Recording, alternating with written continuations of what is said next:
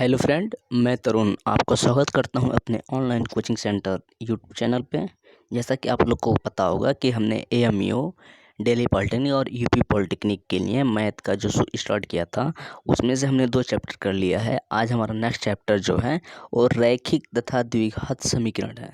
तो आइए आज हम पहले आपको थ्योरी कराएंगे इसमें, फिर इसका हम क्वेश्चन अगले दिन लेकर आएंगे। तो आइए देखते हैं हम इसमें। अच्छा, इसमें पहले आप ये देख लीजिए कि हम इस चैप्टर में पढ़ेंगे क्या क्या। इसमें हम पढ़ेंगे रैखिक समीकरण।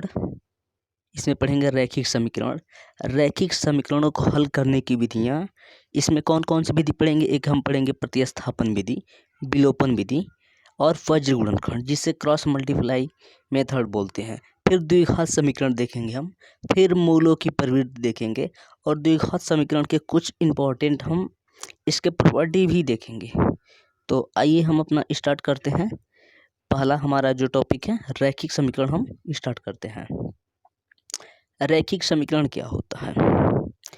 जैसा कि आप लोग को पता होगा कि हमने इसके पहले हमने पढ़ाया था बहुपद। हमने पढ़ाया था बहुपद।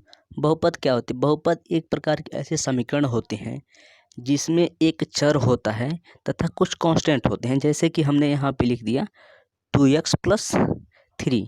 ये हमारे पास एक बहुपद है जिसका अधिकतम घात कितना है? 1 है। यानी कि कोई भी ऐसा बहुपद जिस पे अधिकतम घात 1 हो तथा उसमें कम से कम 2 वेरिएबल हैं, यानी कि x, यानी किसी को हमें यदि 2x+3y के रूप में लिखें तो ये हमारे पास क्या हो जाएगा? एक प्रकार का एक रैखिक समीकरण हो जाएगा।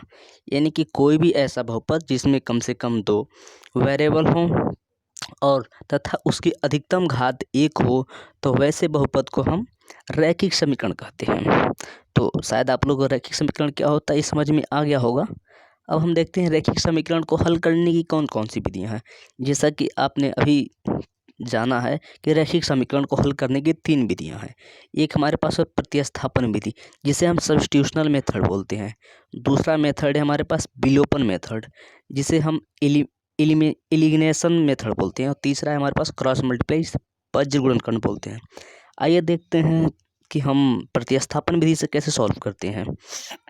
मान लीजिए कोई भी यहाँ पे समीकरण दे रखा है 2x - y = 3 और दूसरा समीकरण दे रखा है 4x - y = 5। हमें इसे प्रतिस्थापन विधि से सॉल्व करना है। तो हम इसमें क्या करेंगे? समीकरण 1 से या तो हम x का वैल्यू y में पुट कर देंगे, मतलब समीकरण 2 में पुट कर देंगे, या तो समीकरण 1 से y का वैल्यू हम समीकरण 2 में पुट कर देंगे। हम दोनों में से कोई भी मेथड यूज कर सकते हैं। हम यहाँ पहले मतलब इक्वेशन में देख रहे हैं हमारे पास क्या है? 2x - y = 3 है, जहाँ से हम y का वैल्यू आसानी से निकाल सकते हैं। y को हमने इस साइड में पक्षांतर किया तो हमारे पास क्या आ गया? y = 2x - 3 आ गया हमारे पास। यानी कि y का जो वैल्यू 2x - 3 आया, इसे हम यदि समीकरण 2 में रख दें तो हमारा आ जाएगा आंसर। तो देखिए यहाँ पे जैसे कि y का वैल्यू निकाल लिया है 2x - 3, इसको समीकरण 2 में, जो समीकरण 2 हमारे पास था 4x - y = 5 था। अब इस y के जगह पे हम 2x - 3 रख लेंगे। जब हम यहाँ पे y के जगह पे 2x - 3 रखेंगे तो हमारे पास क्या आ जाएगा? 4x माइनस, अब ब्रैकेट में 2x - 3 = 5। अब जब हम ब्रैकेट तोड़ेंगे तो हमारे पास क्या आ जाएगा? 4x माइनस जब अंदर जाएगा तो ये 2x और माइनस का मल्टीप्लाई हो जाएगा तो प्लस हो जाएगा, +3 = 5 हो जाएगा। अब हम 3 को क्या करेंगे? इस साइड में मतलब पक्षांतर कर देंगे और 4x में से 2x जाएगा तो हमारे पास क्या आएगा? 2x = ये इधर जाएगा तो 5 में से 3 जाएगा, 2 बचेगा, यानी कि 2 से 2 कट जाएगा। यहाँ से x का वैल्यू कितना निकल के आ जाएगा? x = 1 निकल के आ जाएगा हमारे पास। ठीक है, अब x = 1 निकल के आ गया। अब हमारे पास जो समीकरण 1 था, हमारे पास क्या था? समीकरण 1 था 2x - y = 3 था। अब हम इसमें x = 1 पुट कर सकते हैं। जब 1 पुट करेंगे तो ये कितना हो जाएगा? 2 - y = 3। अब 2 को इधर भेजेंगे, यानी कि -y = 3 - 2। अब 3 में से जब 2 जाएगा तो 1 बचेगा, यानी कि यहाँ पे हमारे पास क्या आ जाएगा? -y = 1। हम इसको इधर भेज देंगे, हमारे पास क्या आ जाएगा? y = -1। और x इक्वल टू कितना आया था, x इक्वल टू 1 आया था। तो यानी कि इस समीकरण का हमारे पास सॉल्व हो गया। ये जो हम आपको बताए हैं ये प्रतिस्थापन विधि है। तो देखिए यहाँ पर x और y का वैल्यू निकल के आ जाएगा। दूसरा हमारे पास जो मेथड होता है वो होता है एलिमिनेशन मेथड, यानी कि विलोपन विधि। इसमें हम कैसे करते हैं आइए देख लेते हैं। ये जो लिखा हुआ है ये डिफिनेशन से हमें कोई मतलब नहीं, हमें मेथड आना चाहिए। आइए देखते हैं कैसे हम लगाते हैं विलोपन विधि द्वारा। यहाँ पर एक समीकरण दे रखा है, जैसे कि यहाँ पे दे रखा है 11x minus 5y equal to 61। समीकरण 1 दे रखा है। समीकरण 2 दे रखा है इसमें 3x minus 20y minus 2 equal to 0। अब हम क्या करते हैं, हम जो प्रतिस्थापन विधि में मेथड यूज करते हैं, यहाँ से या तो इसमें x की वैल्यू हम बराबर करने की कोशिश करते हैं या तो y की वैल्यू बराबर करने की कोशिश करते हैं। अब देखिए इसमें क्या है, यदि हम समीकरण 1 और 2 को देखें, x की वैल्यू यदि बराबर करने की कोशिश करें तो यहाँ पे 11 है और यहाँ पे 3 है, यानी कि इसमें 3 से मल्टीप्लाई करना पड़ेगा, इसमें 11 से। अब यदि आप सोच रहे हो कि 3 का मल्टीप्लाई सिर्फ 11 में करेंगे तो आप गलत सोच रहे हैं। इस 3 का मल्टीप्लाई इस पूरे इक्वेशन में करेंगे, यानी कि 11x minus 5y plus 61 equal to 0। पूरे में हम 3 से मल्टीप्लाई करेंगे तो हमारे पास कितना आ जाएगा, 33x माइनस 15y प्लस 3 का जब गुणा करेंगे 3 एकम 3, 3 छक्के 18 इक्वल टू 0, यानी कि 33x minus 15y plus 183 equal to 0 आ जाएगा। अब दूसरे में जब हम सॉल्व करेंगे तो हमारे पास कितना आ जाएगा, दूसरे में 3x माइनस 20y माइनस 2 है। इसमें हम जब 11 से गुणा करेंगे तो कितना हो जाएगा, 33x माइनस 11 दूनी 22 0 y माइनस 11 दूना 22 इक्वल टू 0। समीकरण नंबर 2 है, यानी कि इसे समीकरण नंबर 4 बना लेंगे हम, और जो इससे पहले आया था उसे समीकरण नंबर 3 बना लेंगे। अब हम क्या करेंगे, जैसे कि यहाँ पे आप देख सकते हैं समीकरण नंबर 3 इतना आ गया है, समीकरण नंबर 2 इतना आ गया है। अब हम क्या करेंगे, समीकरण 4 में से हम 3 को भी घटा सकते हैं, समीकरण 3 में से हम 2 को भी मतलब 4 को भी घटा सकते हैं। यहाँ पे क्या किया, 4 में से 3 को घटाया है। जब हम 4 में से 3 को घटाएंगे तो यहाँ पे आप देख लीजिए 4 वाला ए है और 3 वाला ए है, यानी कि इसके नीचे यदि हम लिखा 33x minus 15y equal to minus 183 इतना हो जाएगा। अब दोनों को जब हम घटाएंगे तो हम माइनस प्लस, और यहाँ पे माइनस है तो यहाँ पे प्लस हो जाएगा। अब ये दोनों माइनस और प्लस है तो कट जाएंगे। इन दोनों में यहाँ पे देखिए ये वाला माइनस है, ये वाला प्लस है, यानी कि माइनस का वैल्यू जो भी आएगा वो आ जाएगा। फिर ये वाला देखिए, और ये दोनों में प्लस प्लस है तो दोनों जुड़ जाएंगे। फिर हम जब इसे मतलब पूरा करेंगे तो हमारे पास कितना है, 205y प्लस 205 इक्वल टू 0, यानी कि हमारे पास यहाँ से y इक्वल टू कितना आ जाएगा, माइनस 205 अपान 205। जब इसे हम भाग देंगे तो हमारे पास y की वैल्यू कितना निकल के आ जाएगा, y इक्वल टू -1 आ जाएगा। अब इस समीकरण इस y के वैल्यू को हम समीकरण 1 या 2 में रख के हम वैल्यू भी पुट कर सकते हैं, या फिर से इसे हम मतलब प्रतिस्थापन कर सकते हैं, जैसे भी हम चाहें वैसे कर सकते हैं। जैसे यहाँ पे देखिए, यहाँ पे डायरेक्ट वैल्यू को पुट कर दिया है और निकाल लिया है, तो यहाँ पे x इक्वल टू -6 आ जाएगा और y इक्वल टू -1 आ जाएगा।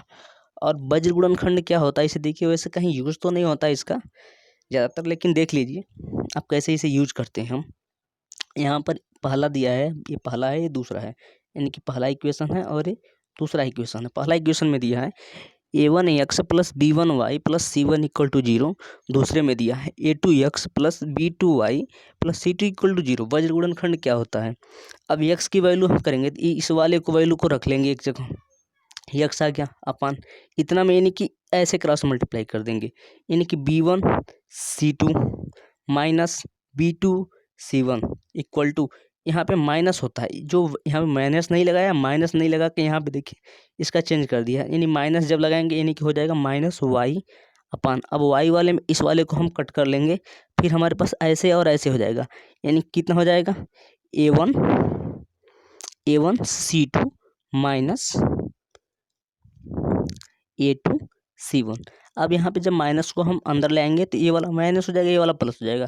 जो यहाँ पे ये देखिए ये वाला वैल्यू ये डायरेक्ट लिख दिया है, माइनस मतलब दिखाया ही नहीं है, वो डायरेक्ट अंदर कर दिया है, इक्वल टू, अब 1 को करेंगे तो ऐसे हो जाएगा ये वाला, यानी कि कांस्टेंट जो वैल्यू है अपन ऐसे क्रॉस मल्टीप्लाई कर देंगे, यानी कि a1 b2 minus A2 P1 इतना हो जाएगा। अब यहाँ से x की वैल्यू याद करना है तो इस वाले और इस वाले इक्वेशन से हम x की वैल्यू याद कर लेंगे और इससे y की वैल्यू याद कर लेंगे।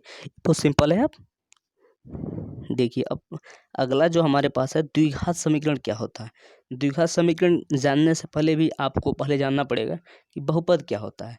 जैसा कि हमने आपको बहुपद में बताया था कि कोई भी ऐसा समीकरण जिसमें कोई एक चर हो तो और कांस्टेंट हो तो वो समीकरण बहुपद कहलाता है। लेकिन द्विघात समीकरण ऐसे बहुपद होते हैं जिसका अधिकतम घात 2 होता है, यानी कि ऐसे बहुपद जिनका अधिकतम घात 2 होता है द्विघात समीकरण कहलाते हैं। सिंपल सी बात है। इसमें द्विघात समीकरण में कुछ देखिए, जैसे कि कुछ बेसिक फार्मूलेज होते हैं, यानी कि यहाँ पे देखिए इसका मतलब द्विघात समीकरण लिखा कैसे जाता है, इसे ax² + bx + c = 0 के रूप में लिखा जाता है। और आपको पता होगा कि यदि इसमें घात 2 है तो इसके 2 मूल होंगे, एक अल्फा होगा और एक बीटा होगा, यानी कि 2 मूल होंगे। अब इन 2 मूल को ज्ञात करने के लिए हमारे पास एक सिद्धाचार्य, यदि आप नाम सुने हो तो सिद्धाचार्य विधि होता है। ये सिद्धाचार्य विधि का फार्मूला है, यानी कि -b, यानी कि -b का मतलब x का गुणांक plus minus √b² - 4ac। 4a जो है हमारे पास x² गुणांक, c कांस्टेंट अपान 2a। जहाँ पर ये जो b² - 4ac होता है, ये जो b² - 4ac होता है, इसे हम बोलते हैं विविधकर, डिस्क्रिमिनेशन ऐसे बोलते हैं इसको। अच्छा, वैसे यदि आपको ज्ञात करना हो कि इसका मूल यदि अल्फा बीटा, यानी कि ये वाला जो सिद्धाचार्य विधि है ये तो तब लगाया जाता है जब क्वेश्चन बहुत कॉम्प्लिकेटेड हो। यदि क्वेश्चन कॉम्प्लिकेटेड नहीं है फिर हम अल्फा और बीटा की वैल्यू कैसे ज्ञात करेंगे, अल्फा बीटा का मतलब उसके मूलों का वैल्यू कैसे ज्ञात करेंगे। तो आइए देखते हैं। यदि कोई भी समीकरण ax² + bx + c = 0 के रूप में दिया है तो उसके मूलों का योग, यानी कि alpha plus beta equal to -b/a होता है। -b का मतलब यानी कि यक्स का गुणांक माइनस तो रहेगा ही, यक्स का गुणांक अपान a का मतलब x² का गुणांक, यानी कि यक्स का गुणांक अपान x² का गुणांक। यहाँ पे देखिए स्पष्ट लिखा हुआ है, जो मूलों का योग alpha plus beta equal to -b/a अर्थात -x का गुणांक अपान x² का गुणांक। ऐसे ही होता है मूलों का गुणनफल। मूलों का गुणनफल जो होता है c/a का मतलब ये जो भी मतलब द्विघात समीकरण में जो भी कांस्टेंट दिया हो उतनी वैल्यू डिवाइडेड बाई x² का गुणांक, यानी कि अचर पद अपान x² का गुणांक। यहाँ पे देखिए ये कुछ मतलब फार्मूले दे रखा है कि मतलब हमें डायरेक्ट समांतर माध्य कैसे ज्ञात करेंगे यदि मूल हमें ज्ञात हो, हरात्मक ये वैल्यू, मतलब इसका ये आपको याद करने की कोई ज़रूरत नहीं है। यदि आपको हमने जो बहुपद में जो a + b का होल स्क्वायर, a - b का होल स्क्वायर जो हमने आपको फार्मूला दिया था, यदि आपको फार्मूला पता है तो इसकी कोई ज़रूरत नहीं है, वो इसी से हो जाएगा। ये भी सेम पूरा वही है। अच्छा, सबसे बड़ी चीज़ है कि मूलों की प्रवृत्ति होती है, यानी कि नेचर ऑफ रूट्स, यानी कि अभी आपको हमने पीछे बताया था कि b² - 4ac जिसे हम विविधकर बोलते हैं, डिस्क्रिमिनेशन। यदि इसकी वैल्यू 0 से अधिक है, यानी कि b² - 4ac की वैल्यू यदि 0 से अधिक है तो दोनों मूल वास्तविक होंगे। वास्तविक का मतलब क्या है, वास्तविक का मतलब ये 1 2 3 -1 -2 ऐसे होंगे, यानी कि मूल वास्तविक होंगे तथा असमान होंगे। असमान का मतलब यदि पहला मूल 1 आ रहा है तो दूसरा मूल 2 आएगा, 4 आएगा, 6 आएगा, 8 आएगा, लेकिन 1 और 1 नहीं आएंगे। दूसरा दिया है इसमें, यदि डिस्क्रिमिनेशन यानी कि b² - 4ac इक्वल टू 0 है, इक्वल टू 0 है, इसके मतलब मूल तो वास्तविक है परंतु समान है, यानी कि पहला यदि 2 आ रहा है तो दूसरा भी 2 आएगा। ठीक है, नेक्स्ट देखिए, यदि इसका वैल्यू 0 से कम है, 0 से कम है तो मूल काल्पनिक होंगे। मूल काल्पनिक का मतलब क्या होता है, एक होता है हमारे पास, यदि आप इंटर किए हो तो आपको पता होगा कि एक होती है हमारे पास समृद्ध संख्याएं जो ऐसे लिखी जाती हैं 3ai, नहीं ऐसे मतलब एक मिनट ऐसे लिखी जाती है ai + b के रूप में लिखी जाती हैं। ये संख्याएं हमारे पास होती हैं काल्पनिक संख्याएं, जिसे हम इमेजिनरी नंबर बोलते हैं। तो इस टाइप में आएंगी, यदि उसका वैल्यू b² - 4ac का वैल्यू 0 से कम है तो वो वैल्यू ai + b के रूप में आएगा, इमेजिनरी नंबर आएगा। अच्छा, नेक्स्ट देखिए, यदि b² - 4ac is greater than 0 तथा पूर्ण वर्ग हो, यानी कि बी स्क्वायर माइनस 4ac जैसे कि x माइनस 2 का होल स्क्वायर का फार्मूला बन रहा हो, तो मूल परिमेय होंगे। परिमेय का मतलब क्या है, जो p बटे क्यू के रूप में लिखी जाएंगी, but Q does not equal to 0 के रूप में। यदि इसका वैल्यू मतलब ग्रेटर देन 0 तो है लेकिन पूर्ण परिमेय नहीं है, तो क्या होगा, अपरिमेय संख्याएं होंगी। ठीक है। अच्छा, कुछ और भी मतलब थोड़े इसमें मतलब इसे नोट के रूप में आप लिख सकते हैं, इसे नोट के रूप में लिख सकते हैं। ये की पॉइंट है, देखिए इसे क्या है। यदि कोई भी समीकरण यहाँ पे दे रखा है, दो समीकरण दे रखा है यहाँ पर a1 x plus b1 y plus c1 equal to 0 तथा दूसरा समीकरण a2 x plus b2 y plus c2 equal to 0 दे रखा है। दो समीकरण दे रखा है और पूछ रहा है कि आप ज्ञात कीजिए कि इसका यह अद्वितीय हल होगा। अद्वितीय हल होने के लिए जो हमारे पास कंडीशन होते हैं, यानी कि a1 upon a2 does not equal to b1 upon b2, यानी कि a1 और a2 का जो रेशियो है वो b1 अपान b2 के रेशियो के बराबर नहीं है, तो यह क्या होगा, इस समीकरण का अद्वितीय हल होगा, यानी कि यूनिक सॉल्यूशन होगा उसका। कोई हल, दूसरा हमारे पास कंडीशन है कि कोई हल नहीं होगा। कोई हल कब नहीं होगा, जब a1 upon a2 equal to b1 upon b2 तो हो, but b1 upon b2 does not equal to c1 upon c2, यानी कि a1 upon a2 equal to b1 upon b2 तो हो, यानी कि ये वाला तो फुलफिल करता हो, but b1 upon b2 does not equal to c1 upon c2। यदि यह कंडीशन आता है तो उसका कोई भी हल नहीं होगा। अच्छा, अगला जो कंडीशन आता है कि इसके अनेक हल होंगे। अनेक हल कब होंगे, यानी कि जब a1 upon a2 equal to b1 upon b2 equal to c1 upon c2, यानी कि a1 अपान a2 का वैल्यू, b1 अपान b2 का वैल्यू और c1 अपान c2 का वैल्यू, इसका सबका रेशियो यदि सेम आता है तो उस इक्वेशन के क्या होंगे, अनेक हल होंगे। अनेक हल का मतलब एक दूसरे पे वो ओवरलैप कर जाएंगे। अगला देखिए, ये तो मतलब कुछ बेसिक चीज़ थी जो आपको प्रायः क्वेश्चन में पूछ लिए जाते हैं। कुछ और देखिए, यदि मान लीजिए आपको मूलों का योगफल पता हो, मूलों का गुणनफल पता हो, तो आप उस द्विघात समीकरण का वैल्यू कैसे याद करेंगे। तो जो इसका फार्मूला होता है एक्स स्क्वायर माइनस मूलों का गुणनफल इंटू एक्स प्लस मूलों का योगफल होता है इंटू एक्स इंटू प्लस मूलों का गुणनफल, यानी कि एक्स स्क्वायर माइनस मूलों का योगफल इंटू एक्स प्लस मूलों का गुणनफल इक्वल टू 0। यह हमारे पास, यदि आपको मूल दोनों पता है, यानी कि किसी भी द्विघात समीकरण के अल्फा और बीटा मूल पता हो, तो आप उस अल्फा बीटा की सहायता से आप उस समीकरण का मतलब उस द्विघात समीकरण का समीकरण निकाल सकते हैं, उस द्विघात समीकरण को निकाल सकते हैं। उसका जो फार्मूला है एक्स स्क्वायर माइनस मूलों का योगफल इंटू एक्स प्लस मूलों का गुणनफल इक्वल टू 0। यदि समीकरण के मूलों की संख्या, मतलब ये देखिए, मतलब इसका कोई मतलब लॉजिक तो नहीं, आपको पता होना चाहिए। कोई भी समीकरण दे रखा है A X plus B Y plus C equal to 0, कोई भी समीकरण दे रखा है, यदि इसका स्क्वायर 2 है, यानी किसी भी एक्स ले लीजिए, यदि इसका अधिकतम घात 2 है तो इसके मूल भी कितने होंगे, 2 होंगे। यदि इस पर अधिकतम घात 3 है तो इसके मूल कितने होंगे, 3 होंगे। यानी कि किसी भी बहुपद में जो अधिकतम घात होता है उतने ही उस समीकरण के मूल होते हैं। अगला दे रखा है, मान लीजिए बाई चांस यदि किसी समीकरण का एक मूल ए प्लस अंडर रूट बी आ रहा है, तो आपको एक कंफर्म तरीके से कह सकते हैं कि दूसरा जो रूट आएगा ए माइनस अंडर रूट बी आएगा। यानी कि कोई भी समीकरण है जिसका जो एक अल्फा का वैल्यू आ रहा है, यानी एक मूल का वैल्यू ए प्लस अंडर रूट बी आ रहा है, तो दूसरा जो मूल होगा उसका वैल्यू कितना आएगा, ए माइनस अंडर रूट बी के बराबर आएगा। तो आई होप आप लोग को यहाँ तक अच्छा लगा होगा। देखिए, इसमें कुछ मतलब उदाहरण भी दे रखा है हमने, आप इस उदाहरण को देखिएगा। मैं इसका जो मतलब ये PDF है अपने टेलीग्राम चैनल पे डाल दूंगा, जिसका लिंक डिस्क्रिप्शन बॉक्स में दिया गया है। आप वहाँ पे जाकर ये PDF डाउनलोड कर लीजिएगा। और कुछ मतलब 2-3 मतलब हमने उदाहरण दे रखा है, आप उस उदाहरण को देखिएगा, लगाइएगा। यदि नहीं समझ में आएगा तो हम तो बताएंगे ही, मतलब जो नेक्स्ट वीडियो आएगा उसमें हम आपको क्वेश्चन कराएंगे।